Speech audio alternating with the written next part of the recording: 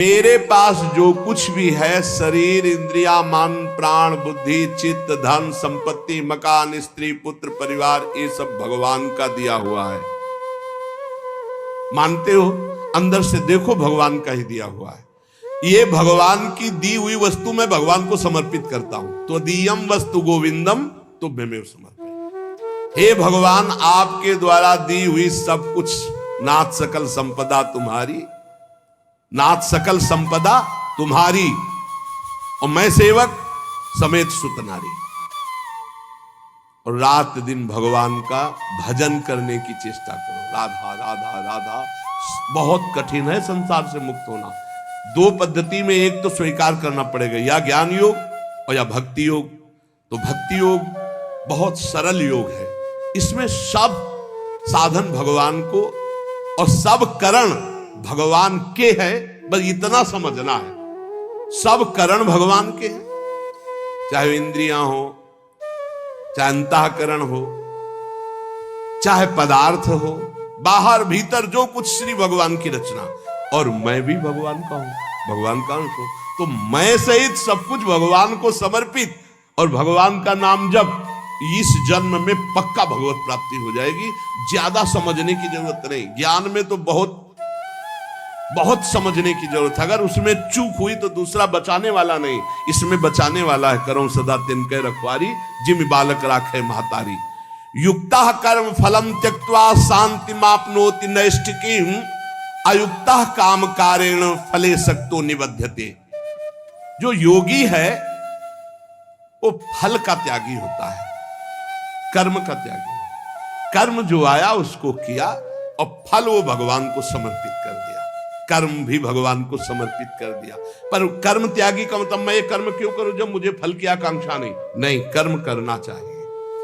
गृहस्थ में हो तो अपने अपने धर्मानुसार जो आपको कर्तव्य कर्म मिला है, विरक्त हो तो अपने अपने धर्मानुसार जो आपको कर्तव्य कर्म मिला है।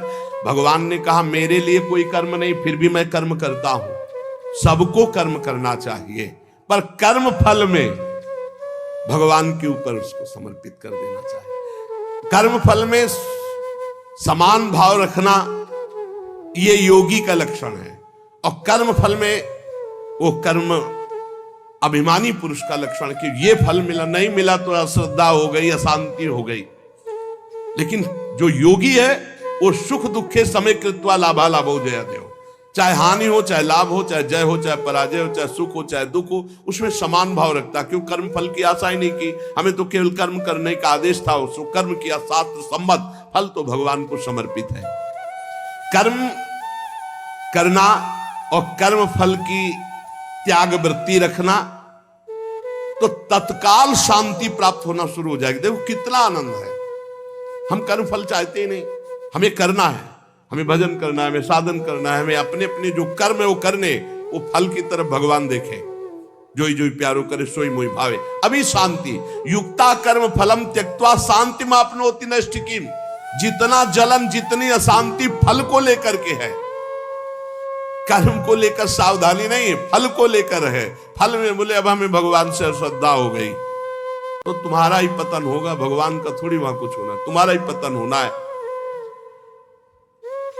सकाम मनुष्य कामना के कारण फल में आसक्ति हो जाती है, इसलिए वो बंधता है, जलता है, दुर्गति को प्राप्त होता है। देखो, संचित कर्मों के अनुसार प्रारब्ध बनता है, और प्रारब्ध के अनुसार मनुष्य का जन्म होता है। और मनुष्य जन्म में जो नए कर्म होते हैं, नए कर्म संस्कार बनते हैं, वो तुरंत उठकर संचित में चले जाते हैं। भोगना तो प्रारब्ध ही पड़ता है, शुभ और अशुभ।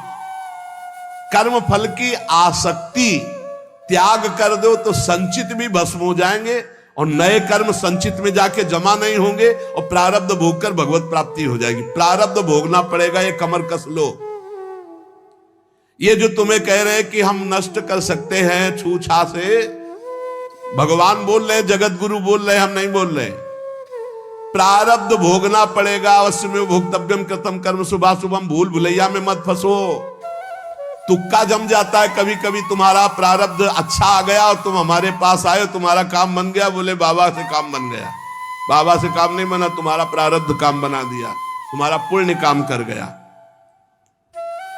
जो कर्म फल की आसक्ति का त्याग कर देता है उसके कर्म भस्म हो जाते, भुने हुए चने के समान, फिर बीज नहीं देते, फिर वो बंधन कारक नहीं होते। जैसे भुना हुआ चना है, अब ना उसमें अंकुरण होगा, ना पेड़ होगा, ना उसमें बीज होगा, जड़ से खत्म हो गया, अब उसमें कोई सत्ता नहीं। तो जो कर्म फल की आशा ना रख करके केवल भगवत प्रीत्यर्थ किया जाता है, वो उसे बांध नहीं सकता, उसे जन्म मरण में नहीं पहुंचा सकता। नहीं तो चाहे शुभ कर्म हो, अच्छा कर्म हो या बुरा कर्म, उसे जन्म मरण में फंसा देगा। कर्म फल 4 प्रकार के होते हैं। एक होता दृष्ट कर्म फल, और एक होता अदृष्ट कर्म फल, और एक होता प्राप्त कर्म फल, और एक होता अप्राप्त कर्म फल। दृष्ट कर्म फल कहते हैं वर्तमान में किए जाने वाले नए कर्मों का फल जो तत्काल प्रत्यक्ष मिलता दिखाई देता है। जैसे कीर्तन किया आनंद मिल रहा है, सत्संग किया आनंद मिल रहा है, कोई भूखा है अपना भोजन पवा दिया तत्काल आनंद मिल रहा है, कोई अपने लिए पदार्थ लेने जा रहा, देखा बीमार है उसके पास दवाई की व्यवस्था नहीं, चलो आज हम भूखे रह जाएंगे, पैसा बीमारी में दे दिया, उसमें लगा, तो जो हृदय शीतल हुआ वो दृष्ट कर्म फल, इतना महान कर्म कि तत्काल आनंद प्रदान करता है। और अदृष्ट कर्म फल वर्तमान में किए जाने वाले नए कर्मों का फल जो अभी तो संचित रूप से संग्रहित होता है, आगे जन्म में मिलेगा जाकर के। जो तीर्थयाटन है, दान है, पुण्य है, बहुत प्रकार के ऐसे कर्म है जो अभी आपको नहीं अनुभव में आ गए, वो आगे आपको प्राप्त होंगे। और प्राप्त कर्म फल जो पूर्व के कर्म फलों का प्रारब्ध बन करके आ गया है, शरीर प्राप्त कर्म फल है, प्रारब्ध जैसा वैसा शरीर, वैसे ही कुल में जन्म, वैसे ही धनवान, संपत्तिवान, अनुकूलता प्रतिकूलता, ये प्राप्त कर्म फल है। पूर्व में जो कर्म किए उससे जो प्रारब्ध बना है वो पहले से निश्चित हो चुका है। अप्राप्त कर्म फल प्रारब्ध कर्म के फल रूप में अब जो आगे आने वाला है, ये भविष्य में मिलने वाले सुख दुख है, जो अप्राप्त कर्म फल है। प्राप्त कर्म फल हो चुका, शरीर ऐसे कुल में जन्मा, शरीर ऐसा है, ऐसा ऐसा धन संपत्तिवान माता पिता मिले या निर्धन मिले, या जैसे अनुकूल प्रतिकूल परिस्थिति जो वर्तमान में मुझे मिली, ये प्राप्त कर्म फल। और जो अब आगे आने वाली है अप्राप्त कर्म फल, ये प्रारब्ध बड़ा भयानक है जो आगे आने वाला है। इसे भयानक को बड़ा मृदुल किया जा सकता है भजन के प्रभाव से, नष्ट तो किया जा सकता है पर भगवत प्राप्ति नहीं होगी। फिर ये पूरा झोंकना पड़ेगा इसी प्रारब्ध मिटाने में भजन को। प्रारब्ध भी हम भोग ले और भगवत भी प्राप्ति हो जाए, तो भजन से प्रारब्ध जो 100% आपको दुख देने वाला है वो 10% आके भुगता के 90% नष्ट हो जाएगा, 10% भोगना पड़ेगा और चला जाए। भजन का बड़ा प्रभाव होता है। 12 वर्ष का गलित कुष्ठ 24 घंटे में भुगता के चला गया। 12 वर्ष कहां और कहां 24 घंटे। भजन से अप्राप्त कर्म फल को, जो आने वाला प्रारब्ध है, उसे रोका जा सकता है, उसे कम किया जा सकता है, उसे मिटाया भी जा सकता है। पर जो भगवत प्राप्ति करना चाहते हो मिटाने में नहीं फंसते, वो उसे भोग लेते हैं और भगवान की प्राप्ति करते हैं। ये 4 प्रकार के कर्म फलों में दृष्ट और अदृष्ट ये क्रियमाण है, और जो प्राप्त और अप्राप्त कर्म फल हैं प्रारब्ध के अधीन है। दृष्ट कर्म फल आग्रह नहीं रखना, मिलने पर प्रसन्न या प्रसन्न ना होना। अदृष्ट कर्म फल आशा रखना, प्राप्त कर्म फल में ममता न करना, मिलने पर सुखी दुखी ना होना। अप्राप्त कर्म फल मिट जाए ऐसी आशा न रखना, ये भक्त के हृदय में होता है। चारों प्रकार के कर्म फल भक्त के हृदय में कोई प्रभाव नहीं डाल सकते। जब उपासक ये देख लेता है कि मैं करता नहीं है, वो मुक्त होने लगता है। इतने जादू का तमाशा है, समझ लो। गांठ लगी ही नहीं, गोस्वामी जी कह रहे जड़ चेतन ही ग्रंथि पड़ गई, यद्यपि मृषा छूटत कठिनाई। है ही नहीं बंधन पर छूटना बड़ा कठिन है। बस इतना समझ लो कि बंधन ही नहीं है पर छूटना बड़ा कठिन है। कर्तापन तुमने स्वीकार किया तो तुम्हारी दुर्गति पक्की है। चाहे शुभ कर्म करो चाहे अशुभ कर्म। शुभ से स्वर्ग आदि लोक, अशुभ से नरक आदि, और दोनों से मृत्यु लोक, आवागमन बंद नहीं होने वाला। क्या करें, तो बड़े कठिन समस्या है, यही कठिन समस्या है। ज्ञानेन्द्रीय, कर्मेंद्रीय, अंतःकरण, प्राण, उपप्राण, ये सब प्रकृति के हैं ढांचा सहित। शब्द, स्पर्श, रूप, रस, गंध, ये प्रकृति के हैं। वो 5 ज्ञानेंद्रियां उनको प्रकृति में भोग रही। इंद्रियां इंद्रियों में, विषयों में बरत रही हैं। आप इनको देख रहे हैं, दृष्टा हैं, पर आप तन्मयता कर लेते, मैंने देखा, तो फिर उसका दंड भी तो भोग मिलेगा। क्या देखा और कैसे देखा? हमारे द्वारा जो भी क्रियाएं हो रही हैं, हम उनके 2 विभाग देखते हैं, एक अच्छी क्रियाएं और एक बुरी क्रियाएं। बिल्कुल सरल भाषा में आपको बता रहे हैं। जो अच्छी क्रियाएं हैं वो शास्त्र सम्मत है, जो बुरी क्रियाएं हैं वो शास्त्र विरुद्ध है। बुरी क्रियाओं को अशुभ कर्म कहते हैं, अच्छी क्रियाओं को शुभ कर्म कहते हैं। शुभ और अशुभ कर्म ये गुणों से प्रेरित होते हैं। सतोगुण तो शास्त्र सम्मत, रजो और तम मिश्रित या तमोगुण या घोर रजोगुण, ये शास्त्र विरुद्ध आचरण कराएंगे। अब अपने को भगवान की शरण में हो जाना, गुणों की शरण में नहीं। भक्ति का मार्ग, पूरा शरीर, इंद्री, प्राण, उप प्राण सब, हे नाथ मैं आपकी शरण में। ये तो समझ में आ रहा है ना? ज्ञान वाला समझ में ना आ रहा हो तो ये तो समझ में आ रहा है कि पूरा ढांचे सहित, जो इसमें स्थूल हो, सूक्ष्म हो, कारण हो, प्राण हो, उप प्राण हो, इंद्रियां हो, कर्म, जो भी महाराज, पूरा सिस्टम आपकी शरण में। समझ में आ गया? ठीक। अब हमको देखना है कि हमारे द्वारा जो अच्छा काम हो रहा है वो भगवान की प्रेरणा से हो रहा है। जीवन मुक्त होना है तो बात ये बिल्कुल सरलता से समझा रहे हैं। और जो बुरा काम हो रहा है वो हमारी वासना से हो रहा है, उसका हम प्रायश्चित करेंगे, भगवान से क्षमा मांगेंगे। बुरा काम हो रहा है तो हमारी वासना से हो रहा है। इसमें क्या होगा कि अगर ये भेद नहीं तुम रखोगे और कह दोगे जब पूरा समर्पण कर दिया तो फिर आपसे बुरे कर्म उत्साह पूर्वक होने लगेंगे, क्योंकि अंदर का सिस्टम अभी समर्पित नहीं हुआ, बाहर से तो हमने कह दिया। अब अंदर का सिस्टम जब तक समर्पित नहीं होगा तब तक वो फिसल कर बुरे आचरणों में जाएगा। तो हमको क्या करना है? गुण तुम्हार समुझे निज दोषा, और जे सब भांति तुम्हार भरोसा। भरोसा दृढ़ आपका। जब हमसे अच्छे कार्य होंगे तो भगवत प्रेरित हुए, और जब बुरे कार्य हो गए तो हम त्राहिमाम शरणागत रक्षक प्रभु, हमसे गलती हो गई, हमको ऐसी सद्बुद्धि दो कि आगे हमसे ना हो, और सारे कर्म भगवान को समर्पित कर दो। तो जो एक दिव्य ज्ञानी की स्थिति होती है, अहंकार रहित महापुरुष की, वही भक्त की स्थिति होती है। वो भी देह शुद्ध विस्मृत भगवदानंद में डूबता है, और वो देह शुद्ध विस्मृत ब्रह्मानंद में डूबता है। पर दोनों को किंचित मात्र कर्ता भाव जब तक रहेगा तब तक वो आवागमन से मुक्त नहीं हो सकता। एक मनुष्य रेलगाड़ी में बैठा है, ट्रेन चल रही और डिब्बे में दौड़ रहा है। अब वो अपने को कर्ता मान रहा है कि मैं दौड़ करके अगले स्टेशन में पहुंच जाऊंगा, तो मूर्खता ही है ना, क्योंकि ट्रेन चल रही है। ऐसे ही गुणों का चक्र चल रहा है, सतोगुण, रजोगुण, तमोगुण। गुण प्रवाह जीव से जबरदस्ती कार्य करवा रहा है। तमोगुण आया तो निद्रा, आलस्य, प्रमादोत्थम, जो नहीं करना चाहे वो सब कर्म करने में जुट जाएगा। प्रमादोत्थम, प्रमाद का मतलब होता है करने योग्य कर्म को ना करना, और ना करने योग्य कर्म को करना, इसे प्रमाद स्थिति कहते हैं। अब वो समझ रहा मैं कर रहा हूं। रजोगुण आया, काम आदि दोष भारी, वो समझ रहा मेरे में आ गए, मैं कर रहा हूं। सतोगुण आया तो समझ रहा मैं कर रहा हूं, दया आदि। इन गुणों के प्रवाह से बचने के लिए हरिवंश महाप्रभु कह रहे हैं, यही डर ही डरप हरिवंश हित, जिनो भ्रमय गुण सलिल पर, जी नामन मंगल लोक त्यू सुहरि पद भजन विलंब। निरंतर नाम जप करो, अपने आप को भगवान को समर्पित कर दो, सब कर्म भगवान को समर्पित करो। अच्छे कर्म जब हो तो भगवान को देखो कि भगवत इच्छा से हुआ, और जब गलती हो जाए तो अपनी मान करके प्रभु से प्रार्थना, बहुत जल्दी आवागमन से मुक्त हो जाओगे। ये जो आवागमन का कनेक्शन ना होते हुए भी कनेक्शन है अहंकार का, देहाभिमान का, ये नष्ट हो जाएगा। इस बात को अच्छे से समझ लो।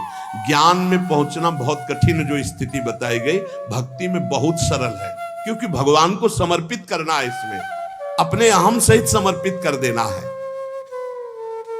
सांख्य योगी शरीर इंद्रिय अंतःकरण आदि के साथ अपना कभी संबंध नहीं मानता, और भक्त अपने शरीर इंद्रिय अंतःकरण आदि को भगवान को समर्पित कर देता है। ये बढ़िया, बहुत मीठा सरल मार्ग भक्ति का, और बात वही बननी है। साधक कभी किंचन मात्र, चाहे भक्ति मार्ग का हो चाहे ज्ञान मार्ग का हो, अपने को कर्ता ना माने, नहीं तो भोगना पड़ेगा। मैंने ये किया, तो ऐसा थोड़ी कि आपने किया कि मैंने नहीं किया। अंदर से सिस्टम, चित्रगुप्त जी क्या देख रहे हैं, अंदर जहां तुम्हारी सोच है, ये भोगा जाए तो बहुत आनंद मिलेगा। तो लिख गया, कर्ता ने भोगने की इच्छा की, और ये अब क्रिया बाद में होगी, पहले लिख गया, पूरा चित्रण हो गया। क्रिया तो बाद में होगी, पहले अंदर सोच होती है, उसी सोच को लिखते हैं चित्रगुप्त जी। उसी सोच में भगवान का भजन चल रहा है, तो भक्त उसी समय जलन पैदा, अरे कैसी बात आ गई, वहां लिख गया। ये रुचि पूर्वक नहीं, उसकी रुचि नहीं थी, अरुचि पूर्वक ये, तो उसमें समाधान मिल जाएगा। अंदर की बात लिखी जाती है। साधक कभी किंचन मात्र भी अपने में कर्तापन की मान्यता न करे, जितना अंश रखेगा कर्ता भाव का उतना बंधा रहेगा। अपने में कर्ता भाव ना रहे, चाहे वो ज्ञान मार्ग का साधक हो चाहे भक्ति मार्ग। भक्ति मार्ग का साधक कैसे बोलता है, श्री जी की इच्छा से आज परिक्रमा हो गई, श्री जी की इच्छा से आज ऐसा, आज श्री जी की इच्छा थी दर्शन करने जाए तो बिहारी जी के दर्शन कर आए। श्री जी की इच्छा, अपनी इच्छा को, अपने कर्ता भाव को प्रभु के चरणों में मिला देता है। भगवान की इच्छा, प्रभु की इच्छा, एक मार्ग तो पकड़ लो, हर कर्म समर्पित, कहीं भी कर्ता भाव नहीं, कहीं भी अभिमान की बात नहीं, मैंने देखा मैंने किया नहीं, प्रभु की इच्छा से देखा, प्रभु की इच्छा से हो गया। अपने कहीं करता नहीं, अपना तो प्रभु के चरणों में समर्पण। अब देखो, ब्रह्मण्याधाय कर्माणि संगम त्यक्त्वा करोति यः, लिप्यते न सा पापेन पद्मपत्रमिवाम्भसा। जैसे जल में कमल का फूल रहता है, एक बूंद पानी नहीं, ऐसे वो भक्त, ऐसे वो ज्ञानी संसार में रहता है, एक भी कर्म का फल नहीं। कर्माणि श्रुति बोधितानि नितराम कुर्वन्तु कुर्वन्तु मा। वो चाहे वेद के अनुसार कार्य करे या न करे, कोई उसके ऊपर लागू नहीं नियम। वो विषयान ग्रहणंतु मुंचन्तु, विषय भोगे या विषय त्याग दे कोई, क्योंकि वो ऐसी अवस्था को प्राप्त हो चुका है। ब्रह्मण्याधाय कर्माणि संगम त्यक्त्वा करोति। जो भक्त संपूर्ण कर्मों को, पीछे ज्ञान का तो आगे उसी को बता रहे, जो भक्त संपूर्ण कर्मों को भगवान में अर्पित कर देता है, उसकी आसक्ति नष्ट हो जाती है। वो कर्म करता हुआ भी जल से कमल के पत्ते की तरह पाप से लिप्त कभी नहीं होता। पूरे संसार का हतन हो जाए तो भी उसे पाप नहीं लगेगा। ऐसा महान ये योग है। शरीर इंद्रिया मन बुद्धि प्राण ये तुम्हारे नहीं हैं। अब भक्ति में देखिए इसे, ये भगवान के रचे हुए हैं, वो भगवान के हैं। मान लो जैसे ज्ञान में अभी वर्णन कर रहे थे, ये प्रकृति के हैं, प्रकृति में बरत रहे। अब यहां भक्ति में है ये श्लोक का अर्थ, शरीर इंद्रिया मन बुद्धि प्राण ये तुम्हारे रचे हुए हैं क्या? भगवान के रचे हुए हैं। तो हुए किसके? भगवान के हुए ना, ये भगवान के हैं। तुम्हारे प्राण भगवान के, तुम्हारी मन बुद्धि चित्त अहंकार ये भगवान के, तुम्हारी ज्ञानेंद्रियां भगवान की, तुम्हारी कर्मेंद्रियां भगवान की, तुम्हारा सब कुछ श्री भगवान का है, तुम्हारा थोड़ी रचा हुआ है। माना ये अपने नहीं है, ये श्री भगवान की रचना है, श्री भगवान के हैं। कौन कौन? शरीर इंद्रिया मन बुद्धि प्राण ये भगवान के रचे हुए हैं। तुम्हारी रुचि से होता तो तुम तो और सुंदर रचना चाहते, और बलवान चाहते। बोले ये शरीर ये इंद्रियां ये मन ये बुद्धि ये प्राण ये किसके हैं? बोले भगवान की रचना है। तो हुए किसके? श्री भगवान के। तो तुमने अपना क्यों मान लिया? यही बंधन है, यही बंधन है, अपना इनको मान लेना। इसी भक्त का क्या स्वरूप होता है? वो इन्हें भगवान का मानता है। ज्ञानी का क्या स्वरूप होता है? वो इन्हें प्रकृति का मानता है, क्योंकि प्रकृति के ही अंश ये हैं। और प्रकृति कृति, ये जो प्रकृति की रचना करने वाला रचयिता है वो परमात्मा है। मूल में परमात्मा ही आता है। अतः इनके द्वारा होने वाली क्रियाओं को भक्ति योगी अपने कैसे मान सकता है? जब शरीर मन प्राण सब भगवान का, तो इनकी क्रियाएं भी भगवान की, इसलिए वो जीवन मुक्त हो जाता है। जीवन मुक्त कैसे होगा? शरीर मन प्राण इंद्रियां सब भगवान की, तो इनके द्वारा होने वाली क्रियाएं सब भगवान की, आप जीवन मुक्त हो गए। लगा तो बहुत सरल, लेकिन देखो क्या सब भगवान को अर्पित करते हो?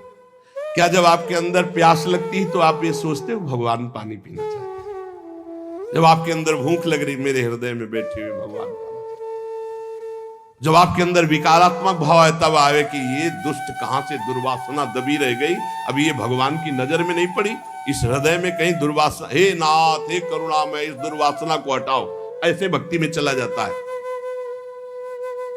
ये सब भगवान की, सारी क्रियाएं भगवान की, तो आप कौन है? आप भी श्री भगवान के। हो गया काम। शरीर इंद्रिया मन बुद्धि प्राण सब भगवान के, इनकी क्रियाएं भगवान की, और मैं भी भगवान का, मुक्त हो गए। जितना बचा के रखोगे उतना ही तुम्हारा बंधन कारक है। भगवान ही मेरी इंद्रियों में और मन में बैठकर सारे कार्य करवा रहे हैं। भक्त ये देखता है। अब ये जो पापाचरण करने वाले हैं ना, ये बात सुनेंगे ना, तो ये भी ये बात उसमें ले जाएंगे कि भगवान ही तो हमारे मन, गीता में लिखा है मन और इंद्रियों में बैठे, तो तुम समर्पित कहां हुए? तुम तो अहंकार की धरा में हो। अहंकार में काम क्रोध लोभ मोह मद मत्सर ये दोष रहते हैं। यही बिना गुरुजनों के समीप बैठे शास्त्र समझ में नहीं आता। शरीर आदि वस्तुएं अपनी ना थी ना है ना रहेगी। कैसे? तुम्हारा अधिकार है शरीर पर? कुछ अधिकार नहीं। एक रोम अभी झरना चाहे ना, वो झर जाएगा, दोबारा लगा नहीं सकते।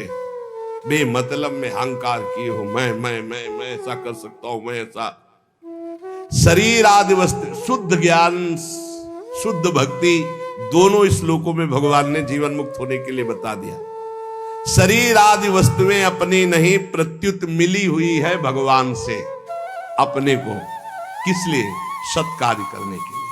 सत्कार्य करने के लिए। सरकारी गाड़ी बंगला है, ये सरकार का काम करने के लिए मिला है। ये कुछ दिन के लिए मिला, फिर छीन लिया जाएगा। ना ये पहले था तुम्हारा, ना बाद में रहेगा, बीच में दिया गया, छीन लिया जाएगा। ये केवल भगवत प्राप्ति के लिए मिला है। भगवत प्रीत्यर्थ दूसरों में भगवान की भावना करके सेवा करो, इसलिए मिला यह शरीर। इन वस्तुओं पर जो अपना अधिकार जमा लेता है और अपने लिए भोग भोगता है, वो मृत्यु के बाद दुर्गति को प्राप्त होता है। पुनरपि जननम पुनरपि मरणम। इस शरीर को न तुम बदल सकते हो, न मरने से रोक सकते हो। ये शरीर एक नियत समय के लिए आया है, और इस समय में तुम भगवत प्राप्ति के लिए कार्य कर लो। क्या? कुछ नहीं करना। ये जो सब है इनको समर्पित कर दो। चदरिया जैसी की तैसी धर दीनी, ये लो महाराज, हमसे नहीं होने वाला। ना शुभ ना अशुभ, ना हम कर्ता बनेंगे शुभ के ना अशुभ के, हमसे कुछ नहीं, हम आपकी शरण में पूरा समर्पित। अभी आज से आप जीवन मुक्त के मार्ग में चलने लगे। समर्पण योग। ईमानदारी से भगवान की वस्तु भगवान को समर्पित कर दो, और कुछ नहीं करना। मस्त। बस यही बात समझ में आ जाए। भगवान की वस्तु भगवान को समर्पित कर दो। ये शरीर, शरीर संबंधी भोग, सब कुछ जितना, सब श्री भगवान का, सब समर्पित कर दो भगवान को।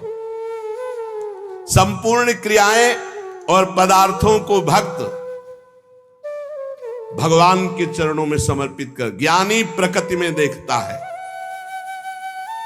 प्रकृति और संसार दोनों के स्वामी भगवान है, अतः क्रियाएं और पदार्थ भगवान को अर्पण कर दो।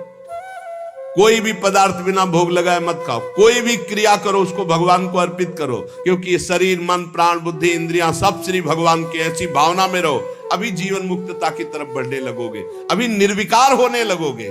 जब इनको प्राण इंद्रिय और मन को भगवान का देखोगे तो निर्विकार हो जाओगे। जब अपना मानोगे तो विकारी हो जाओगे। संगम त्यक्त्वा करोतिया। किसी भी प्राणी पदार्थ शरीर इंद्रिय मन बुद्धि प्राण क्रिया, किसी में संग मत करो। न प्राणों का संग, न इंद्रियों का संग, न बुद्धि का संग। उस समय देखो असंग, तुम अलग हो, ये अलग है, पर तुम अलग नहीं देख पाते, इन्हीं में मिल जाते हो। आकर्षण, खिंचाव, लगाव, महत्व, ममता, कामना। इसीलिए जो सच्चा उपासक होगा कभी निंदा नहीं, कभी प्रशंसा नहीं। एक बार परमहंस श्री ओंकारानंद सरस्वती जी भिक्षा के लिए आए और नमक डालना तो और पदार्थ जब परोसने तो मना कर दे, तो वही सब ये वाली बहुत और जब जरा सी बची थी, बाद में बोले इसमें तो नमक नहीं। गए स्वामी जी आज आपने जानबूझ के और कोई पदार्थ लिए, वही पदार्थ उसमें तो नमक, तो क्या फर्क पड़ा बच्चा, क्या फर्क पड़ा? पेट प्राणों का पोषण करना था, ना निंदा ना स्तुति, चाहे जितना अच्छा पदार्थ होगा। आज तो उसके भोक्ता बने तो फिर फंसोगे। किसी भी कर्म में, किसी भी करण में अपने को कर्ता नहीं बनना, अपने को अहंकार नहीं करना, ये सब श्री भगवान के हैं। ना लगाव, ना आकर्षण, ना महत्व, ना ममता, ना कामना, ये बिल्कुल नहीं होगा यदि नहीं भगवान के मानोगे। ये लगाव, ये कामना, ये ममता, ये आसक्ति तभी होती जब अपना मानते हो। जन्म मरण का हेतु यही तुम्हारा अपना मानना है इनको, इनसे अपनापन हटाओ प्रभु के चरणों में। कायेन मनसा बुद्धिया केवलैरिंद्रियैरपि योगिनः कर्म कुर्वन्ति संगम त्यक्त्वा आत्मशुद्धये। जो योगी है वो आसक्ति का त्याग करके केवल भगवत अर्पण, शास्त्र सम्मत कार्य करता है। इंद्रिया, शरीर, मन, बुद्धि, अंतःकरण ये परम शुद्ध हो जाते हैं जब केवल भगवत प्रीत्यर्थ। पाप होते हैं स्वयं प्रीत्यर्थ, अपने प्रीत्यर्थ, और भगवत प्रीत्यर्थ होते हैं परम पवित्र, हृदय पवित्र, शरीर पवित्र, इंद्रिया पवित्र, बुद्धि पवित्र। भेद समझ लो। जब अपनी प्रसन्नता के लिए अपनी प्रीत्यर्थ भोग भोगोगे तो पाप कर्म बन जाएगा। जैसे भगवान ने कहा जो अपने लिए पकाता है वो पाप खाता है। अपने लिए जो करोगे, अपने लिए सुख लेने की भावना करोगे, उससे निश्चित पाप बन जाएगा। और जो शास्त्र सम्मत भगवत प्रीत्यर्थ करोगे तो शरीर पवित्र, मन पवित्र, बुद्धि पवित्र, चित्त पवित्र, उसी पवित्रता में अनुभव होता है चेतन अमल सहज सुख राशि अपने स्वरूप का। आसक्ति का त्याग करके केवल ममता रहित, इंद्रियों सहित शरीर, मन, बुद्धि, अंतःकरण ये भगवत प्रीत्यर्थ कार्य करे तो तत्काल इनकी शुद्धि होती है और वो शुद्ध हो। महापुरुष विविध प्रकार के कर्म करता हुआ भी अगला जन्म उसका नहीं होता, सब कर्म भस्म हो जाते हैं। जिनको साधारण मनुष्य कहते हैं वो शरीर, इंद्रिय, मन, बुद्धि से कोई भी कार्य करने के पहले एक संकल्प बनाते हैं, ध्यान रखना, और उसमें कर्ता बनते, मैं करूंगा। और जब कोई भक्त करता है तो भगवान की प्रेरणा देखता शास्त्र सम्मत है कि नहीं। भगवत प्रेरणा से ये कर्म हो रहा, इस कर्म में शास्त्र आज्ञा है कि नहीं, हाँ है। तो इंद्रिया, मन जो उसमें बर्ताव कर रहे हैं वो सब भगवान के है, प्रेरणा भगवान की, और कार्य का फल भी भगवान को समर्पित, वो जीवन मुक्त हो गया। आसक्ति का त्याग करना बड़ा कठिन है। शरीर आसक्ति, इंद्रियों में आसक्ति, मन में आसक्ति, बुद्धि में आसक्ति, चित्त में आसक्ति, इस आसक्ति का ही त्याग होता है सत्संग से। संगम त्यक्त्वा, ये जो संग त्याग, आसक्ति त्याग है, ये सत्संग से होता है। रोज धैर्य पूर्वक जैसे सत्संग सुन रहे हो तो इतना तो दिमाग में आ ही रहा है अब कि मैं शरीर नहीं हूं, मेरी इंद्रियां, बुद्धि, मन, प्राण ये सब भगवान की रचना है, और भगवान की रचना से जो भी हो रहा है वो भगवान की रचना प्रकृति में हो रहा है। मैं व्यर्थ में फंस रहा हूं अहंकार करके, भोक्ता भाव करके। नहीं अनुभव में आ रहा पर सुनने में तो आ गया। पहली बार ही सुना हो तो ये शास्त्रीय शब्द अंदर जाएंगे, व्यर्थ नहीं रहेंगे। इसलिए उपासक को चाहिए कि भगवान की प्रसन्नता के लिए शास्त्र सम्मत कर्म करे, कर्म फल भगवान को समर्पित कर दे, निरंतर नाम जप करे तो इस कर्म की झंझटों से बचकर भगवत प्राप्ति हो जाएगी। नाम जप और भगवत समर्पण ये दो शास्त्रों में बहुत जोर की बात है। जो कुछ मेरे पास है मैं सहित भगवान को समर्पित, नाम जप, सब ठीक हो जाएगा, बुद्धि ठीक हो जाएगी, मन ठीक हो जाएगा, कर्म संस्कार मिट जाएंगे, भगवत प्राप्ति हो जाएगी। नाम संकीर्तनम यस्य सर्व पाप प्रणाशनम। खूब नाम जप करो और अपने आप को भगवान को